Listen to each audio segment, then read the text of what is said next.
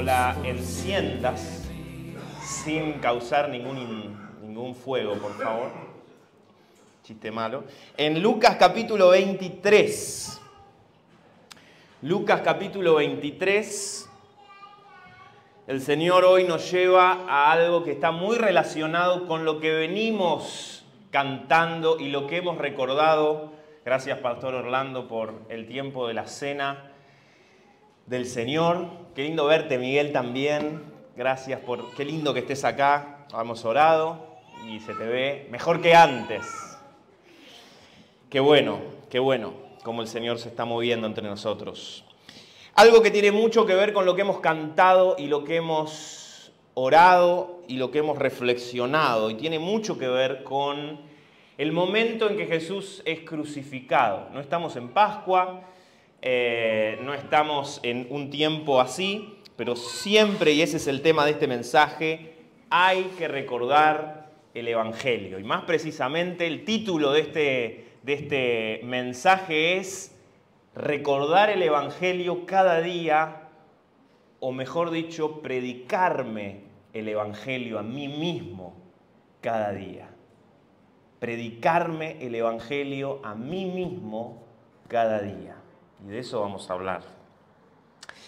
Versículos 32 al 43, yo lo voy a leer en Reina Valera contemporánea, pero lo pueden ir siguiendo en la versión que tengan, escrita o digital. Está es el momento de la crucifixión, dice Lucas 23, 32, llevaban también con él a otros dos, que eran malhechores para ser muertos. Y cuando llegaron al lugar llamado de la Calavera, le crucificaron allí, y a los malhechores, a los ladrones, uno a la derecha y otro a la izquierda.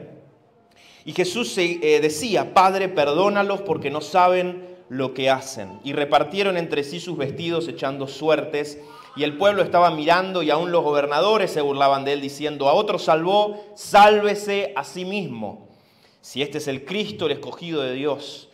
Los soldados también le escarnecían, acercándose y presentándole vinagre, diciendo, si tú eres el rey de los judíos, sálvate a ti mismo. Había también sobre él un título escrito con letras griegas, latinas y hebreas, este es el rey de los judíos. Y uno de los malhechores que estaban colgados le injuriaba, diciendo, si tú eres el Cristo, sálvate a ti mismo y a nosotros. Respondiendo el otro le reprendió, diciendo, ¿ni aún temes tú a Dios, estando en la misma condenación? Nosotros a la verdad justamente padecemos, porque recibimos lo que merecieron nuestros hechos, mas este ningún mal hizo. Y dijo a Jesús, acuérdate de mí cuando vengas en tu reino. Entonces Jesús le dijo, de cierto te digo que hoy estarás conmigo en el paraíso.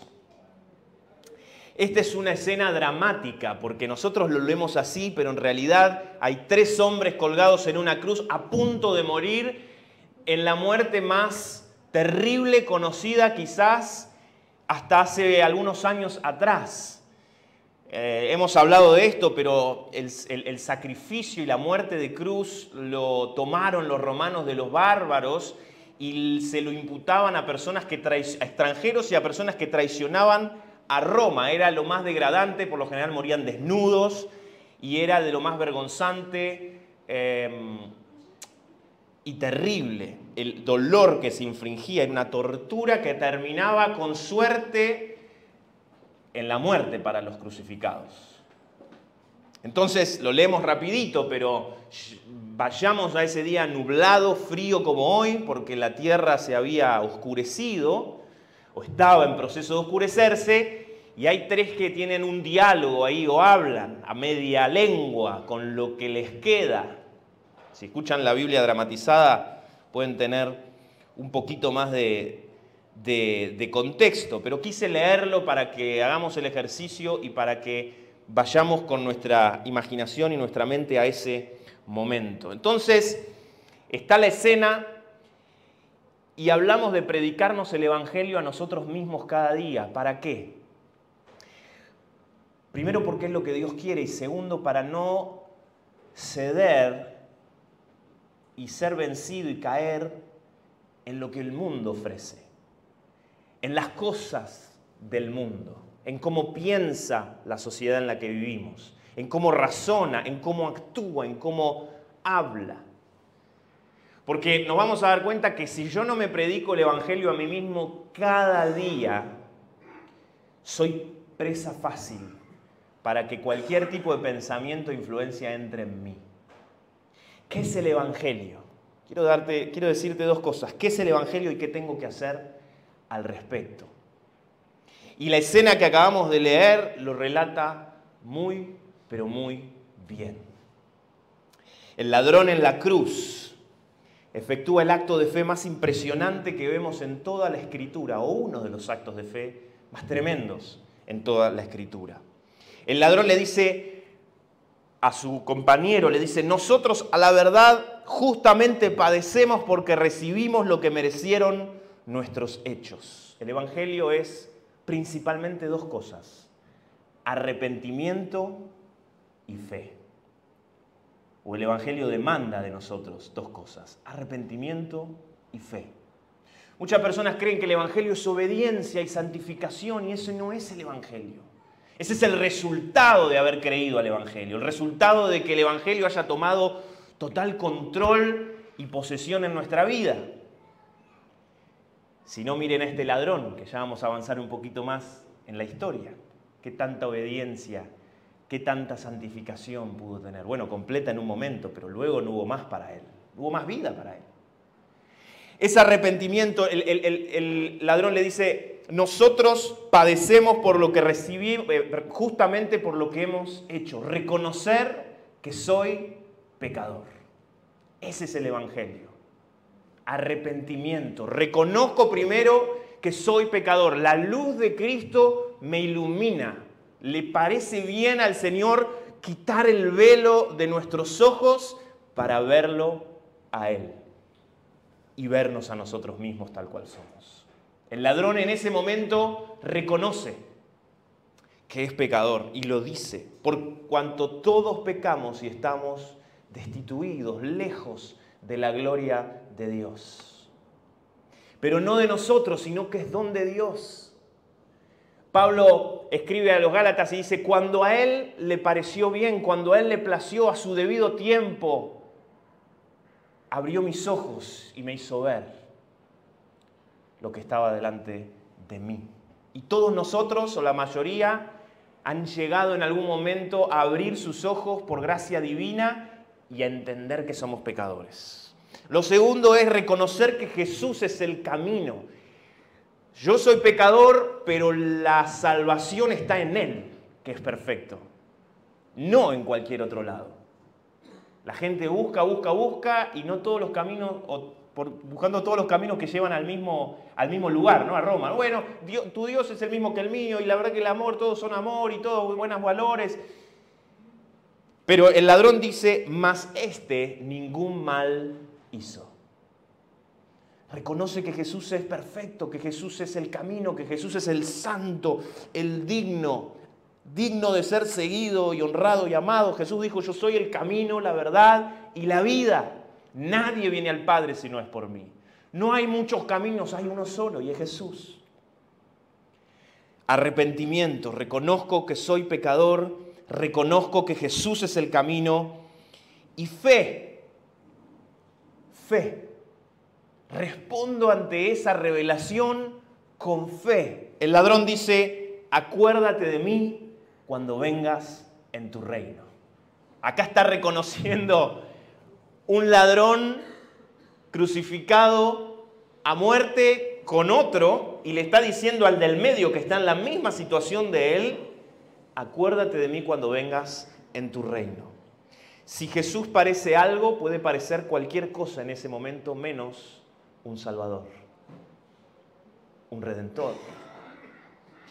Respondo con fe, le entrego mi vida: acuérdate de mí cuando vengas en tu reino. Recibo con los brazos abiertos la fe. Y este ladrón le está diciendo al otro condenado del medio: reconozco que eres rey, porque tienes un reino.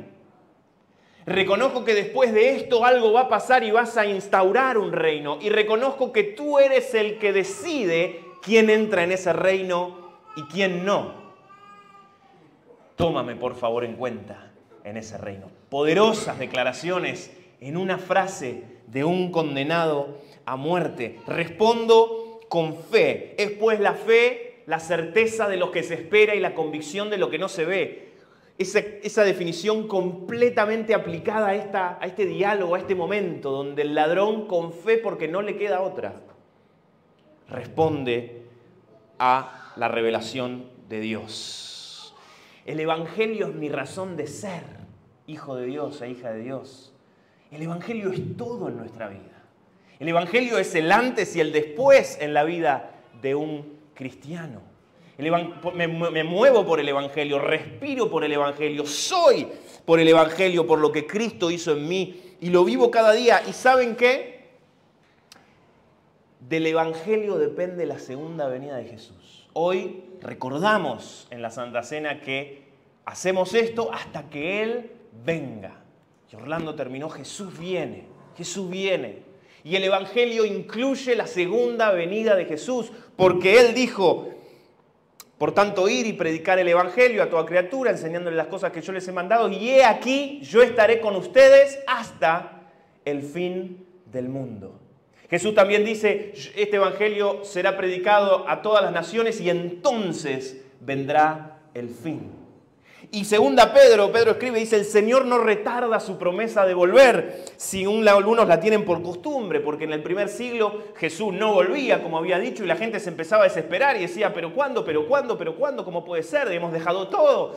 Y Pedro dice, el Señor no retarda su promesa, como algunos dicen que tiene por tardanza, sino que es paciente para con nosotros, no queriendo que ninguno perezca, sino que todos procedan al arrepentimiento. Clave para el Evangelio. De la propagación del Evangelio, de lo que yo viva del Evangelio y de que el mundo conozca el Evangelio, depende la segunda venida de Jesús, que nadie sabe cuándo es. ¿Se pusieron a pensar en eso alguna vez? Jesús dice que el Padre, que el mundo, que ellos sean uno para que el mundo crea que tú me enviaste. Y muchos dicen, bueno, el Señor está hablando de la unidad, de la iglesia, de los hermanos, claro, pero la unidad como un medio para un fin, y el fin es la salvación de las almas. Jesús está hablando de la salvación de las almas, y de eso depende nuestra unidad y el Evangelio que vivamos y prediquemos. El Evangelio es todo. Y ese Evangelio que es todo, debo recordármelo y debo predicármelo a mí mismo todos los días. Porque saben, yo soy aquel ladrón clavado en la cruz. Vos sos aquel ladrón clavado en la cruz. Y predicarme este evangelio del ladrón en la cruz, recibiendo la gracia completa de Dios, sin merecer nada, digno de muerte por sus obras, por sus hechos, justamente como Él mismo se declaró. Nosotros padecemos por lo que hemos sufrido y por lo que hemos hecho, justamente. Ese soy yo y ese sos vos. Porque, ¿qué diferencia hay entre los dos ladrones que están al lado de Jesús? Los dos fueron condenados justamente, los dos van a pagar, los dos van a salir de ahí hechos un cadáver, muertos. ¿Qué diferencia hay? Ninguno. Simplemente que uno responde con fe y arrepentimiento a la revelación de Dios. ¿Qué diferencia hay entre mis vecinos, mis compañeros de trabajo, mis familiares que todavía no conocen a Jesús y yo? Ninguna. Es que predicarme el Evangelio a mí mismo me hace entender que no soy mejor que nadie. Que el otro no es, que yo no soy más que el otro porque soy salvo y porque conozco. No. La única diferencia es la gracia y la sangre de Jesús que me perdona. Pero el otro estaba tan perdido como estaba yo. A veces los cristianos andamos con un aura de superioridad, ¿no? De santidad, de perfección, queramos o no queramos, pero a veces cuando hablamos, cuando nos relacionamos, nos alejamos del que no conoce a Jesús en vez de acercarnos. Porque claro, nosotros tenemos otro reino que no es de este mundo. El Señor se va a acordar de nosotros cuando venga en su reino, claro que sí. Pero recordarme el Evangelio y recordar que soy aquel ladrón me ubica en tiempo y espacio. y hace incrementar mi amor por el que no lo tiene y mi amor por aquel que lo necesita. Me hace recordar lo que yo fui. Ciego, perdido, pecador. Y sigo siendo pecador, pero soy un pecador redimido, un pecador salvado por la sangre de Jesús. Me hace entender quién soy. Dice Filipenses: nada hagan por contienda o vanagloria, antes bien con humildad estimando a cada uno de los demás como superiores a él mismo, no mirando cada uno por lo suyo propio, sino cada cual también por lo de los otros. Haya pues en vosotros el mismo sentir que hubo en Cristo Jesús. Me lleva a considerar al otro como superior a mí mismo, predicarme el Evangelio, entender que soy aquel ladrón. Me hace entender la parábola del buen samaritano con otros ojos y entendiendo que el otro es el que está tirado ahí y yo también estuve ahí, pero hoy me toca ser el buen samaritano y necesito ayudarlo, necesito extender mis manos y mis pies. El martes que viene vamos a salir a la calle.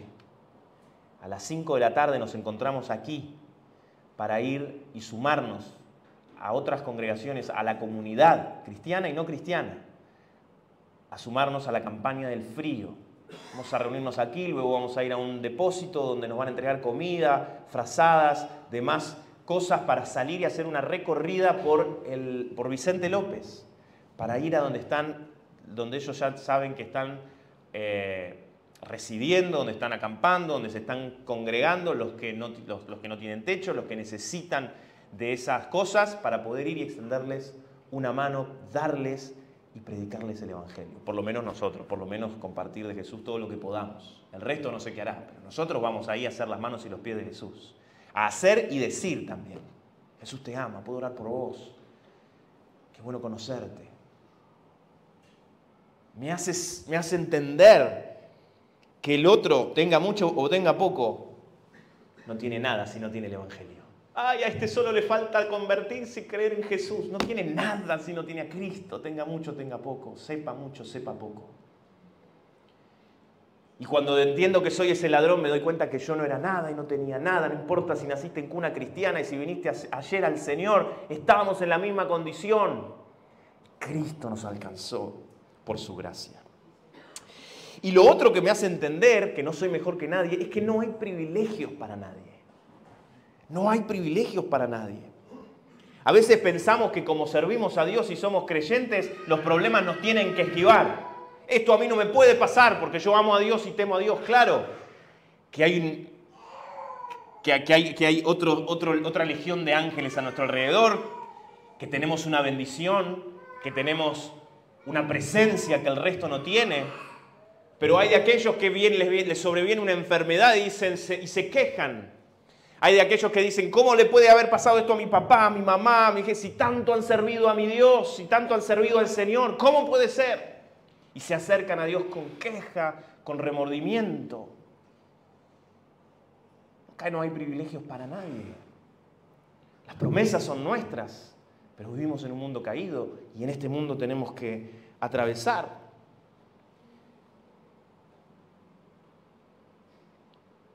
Me hace entender mi lugar con el otro y con Dios también. Ir al Señor diciéndole: Padre, aquí estoy. Imagínense si Jesús hubiese dicho: pero Señor, soy tu hijo. ¿Cómo puede ser? Si es posible, pasa de mí esta copa, pero que se haga tu voluntad y no la mía.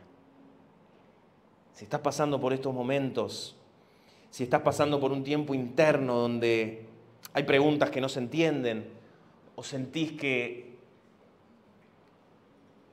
como cristiano has experimentado algún tipo de altivez, de soberbia, disfrazada de santidad y cristianismo, tenés que recordarte el Evangelio cada día, porque si no vas a caer en las trampas del mundo que te pone el diablo y te dice: claro, seguí por ahí, sí, es por acá. El Evangelio hace que me niegue a mí mismo cada día, que tome mi cruz, que entienda la gracia de Dios. Y también, que pase lo que pase, el Señor va a estar conmigo. Pase lo que pase, el Señor va a estar conmigo. Porque Él ha prometido estar con nosotros todos los días hasta el fin de los tiempos.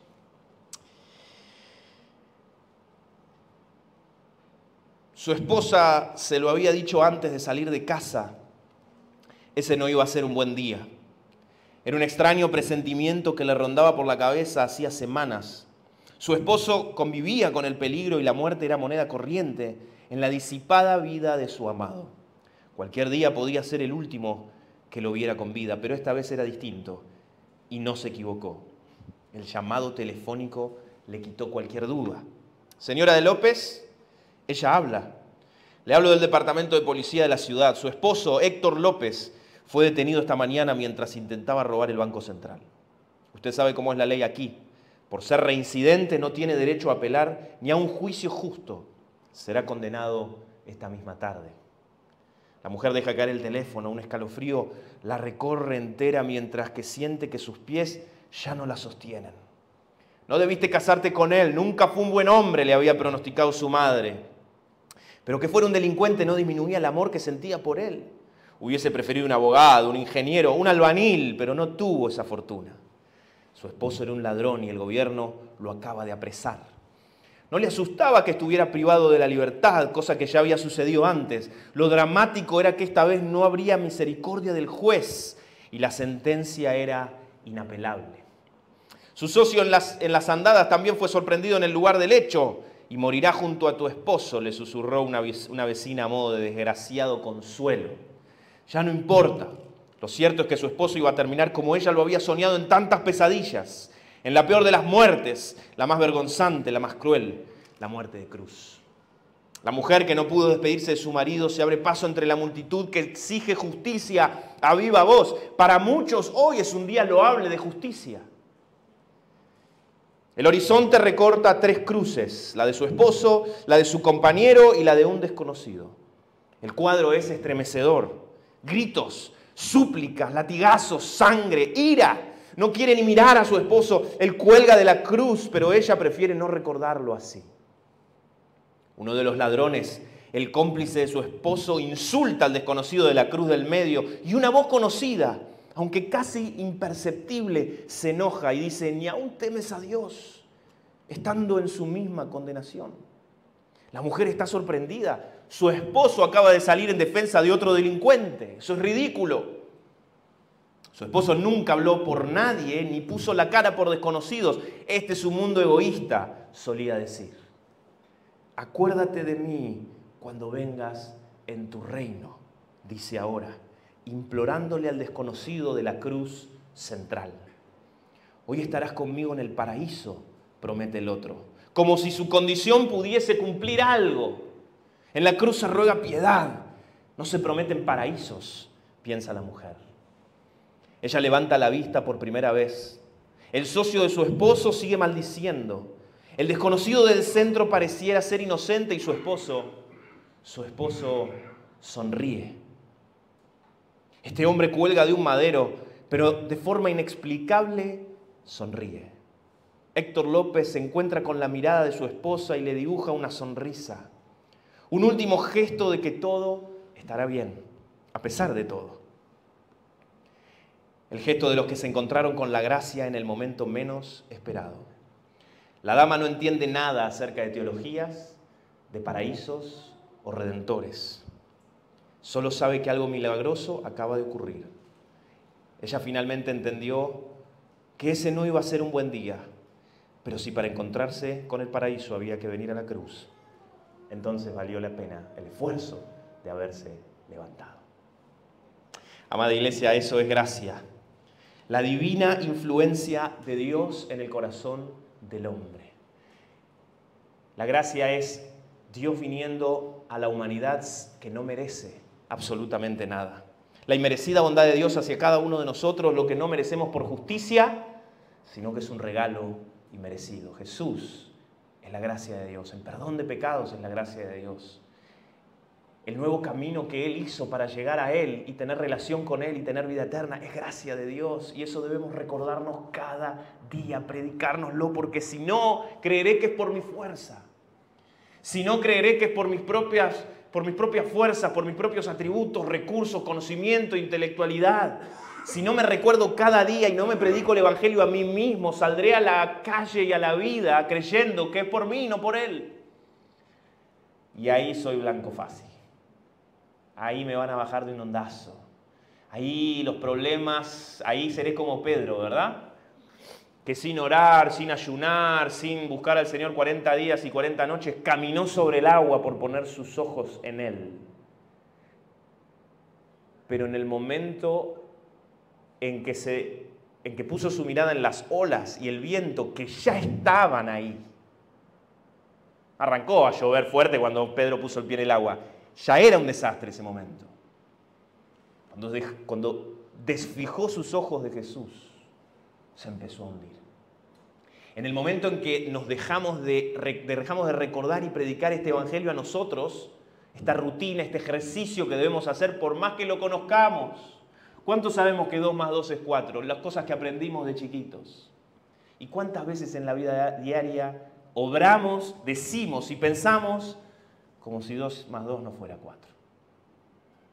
Es que claro, ya lo conozco, es que lo escuché 1000 veces, es que fue realidad en mi vida, es que pasó en un momento, pero lo que el Señor ponía en mi corazón es hacer el ejercicio de recordar lo que hice y la esencia, la razón de ser de tu vida, tenés que traerla todo el tiempo a tu vida, porque si no, estás frito. Y lo más simple de Dios es el evangelio de entender, y eso tenemos que hacerlo carne nosotros. No es por mis dones, no es por mis recursos, no es por mis méritos, no es por más cosas que me pasan, no es por mis fuerzas. Todo es por gracia. Predicate este evangelio cada día. Recordalo predicándotelo como si fueses el primer predicador y el primer inconverso con el que te vas a cruzar. Predicátelo como si nunca te lo hubieses predicado en tu vida, como si fuese nuevo. Cada mañana al levantarte, al orar, al buscar a Dios, al lavar los platos, al llevar a los chicos a la escuela. Predicate el evangelio y recordá y da gracias por la gracia. Un corazón alegre, un corazón que emana gratitud, porque el que recuerda y el que anda predicándose el evangelio a uno mismo, lo predica y lo saca porque el evangelio es plenitud. Y sale solo. ¿Cómo hacer para predicar el evangelio a los demás de la manera que sea? Predicátelo a vos mismo cada día. Y te va a salir solo, porque de la abundancia del corazón habla la boca. Predicate el evangelio cada día al levantarte y vas a ver cómo tu vida florece y cumple el propósito divino para el cual el Señor todavía te mantiene aquí. Y vas a ver cómo tu vida florece para cumplir el propósito que Dios tiene para tu vida, por el cual te mantiene aquí, por el cual su gracia es efectiva en tu vida, cae con todo su poder en tu vida. Yo soy ese ladrón, nada me diferencia de ese ladrón, salvo la gracia de Dios en mí, su perdón, su amor, que me limpió, que me lavó, que me hace nuevo, y que si Él tiene la disposición de darme más días en este mundo, entonces voy a obedecerlo, voy a amarlo, voy a servirlo, voy a dejarlo todo por Él. No voy a volver atrás. Porque cuando me recuerdo el evangelio, ¿cómo no voy entonces, como resultado de eso que llega a mi vida y que yo me recuerdo todos los días que está en su palabra, cómo no voy a darme por entero? ¿Cómo no voy a responder a ese amor, a ese sacrificio, esa gracia que me cambió el corazón y me cambió el destino? ¿Cómo no voy a amarlo? ¿Cómo no voy a entregarme? ¿Cómo no voy a adorarle? ¿Cómo no voy a vivir en consecuencia de una manera digna del evangelio, como dice Pablo en Filipenses? Vivan como es digno del evangelio. ¿Cómo no voy a amar a mi hermano? ¿Cómo no voy a servirlo? ¿Cómo no voy a servir y predicarle al que está fuera? A entender que ese era yo y que él no es mejor que yo. Y que yo no soy mejor que él. Yo no soy más que él por tener la salvación. Somos iguales. Y necesito abrazarlo y amarle y orar para que el Señor se revele a él como se reveló a mí. Padre, gracias por esta mañana. Gracias por este tiempo de abrir tu palabra y ver tu amor, tu gracia, tu perdón, por recordar una vez más en el pan y el vino la obra tuya en la cruz, lo que significa ayer, hoy y lo que va a significar cuando vuelvas a buscarnos o vayamos a tu presencia. Gracias, Señor, por tu precioso evangelio, por las buenas noticias de que hay esperanza en Jesús, de que hay un camino, una verdad y una vida, de que ya no tenemos que andar divagando, de que tenemos que entregarnos con fe y arrepentimiento a esa verdad, a esa revelación, para que nuestro ser sea transformado tremendamente. Señor, danos gracia por el que todavía no la ha hallado. Danos gracias por el que sufre, por el que está perdido, por el necesitado. Tenga mucho, tenga poco, si no te tiene a ti, no tiene nada, Señor. Ayúdanos a hacer tus manos y tus pies, a alcanzar aquello, Señor, que tú tienes en mente, porque hay más fiesta en el cielo por uno que se arrepiente que por 99 que no necesitan arrepentimiento. Queremos traer fiesta a los cielos, Señor. Queremos llenar tu trono de alabanza y adoración con gente que ha pasado de muerte a vida, Señor, y que ha conocido la luz de Cristo, que ha conocido tu perdón, que ha conocido lo que tú tienes para darles. Padre, danos fuerza y sabiduría para seguir adelante, para predicarnos este evangelio cada día, primero a nosotros mismos, para no juzgar, para no malinterpretar, para no tener de nosotros un concepto más alto, soberbio, altivo. Saber que yo soy o fui ese ladrón y ahora estoy rescatado y redimido por tu sangre. Tú haces la diferencia, Señor, no nosotros. Tú haces la diferencia en nuestras vidas. Señor, llenanos de tu presencia. Señor, llenanos de tus palabras, del Evangelio, de la buena noticia, para que sobreabunde y como sobreabunde lo compartimos, Señor. Para que no se pudra el Evangelio en mi vida, estancado, y dé mal olor y empiece a ser tan para mí, tan para adentro que empiece a dar mal olor. Señor, hace de esto una fuente de vida eterna que salte, Señor, y siempre sea distinta y siempre tenga algo para dar. Una palabra, una oración, un abrazo, una mano. Gracias, Padre, porque es posible en ti. Señor, venimos otra vez como pecadores, arrepentidos, buscándote, Señor, y diciéndote: tomo mi cruz, me arrepiento, me niego a mí mismo y te sigo cada día, Señor. Hoy, una vez más, hoy renuevo mi pacto contigo y te doy toda la gloria y toda la honra. Y mientras seguís en tu lugar, orá a Dios en tus propias palabras, tené tu tiempo con Él. Si nunca hiciste una decisión por Jesús, este es el momento de hacerlo. Este es el momento de poner tu fe en Él, de responder con arrepentimiento a Él y dar un paso de fe que cambie tu vida para siempre. Decíselo ahí en tu lugar: Señor, te recibo, te pido perdón. Lléname con tu Espíritu Santo, creo en ti, creo en que eres el Hijo de Dios, creo que eres un Rey que reina y que tiene todo el control, que es soberano y que un día ha de venir con poder, con gloria, y me llevará consigo a la eternidad. Hasta tanto, Señor, quiero servirte para siempre, buscar tu rostro, amarte y extender este evangelio a los que no lo tienen todavía. Ten un tiempo ahí en tu lugar para decirle estas cosas a Dios y derramar tu corazón en Él.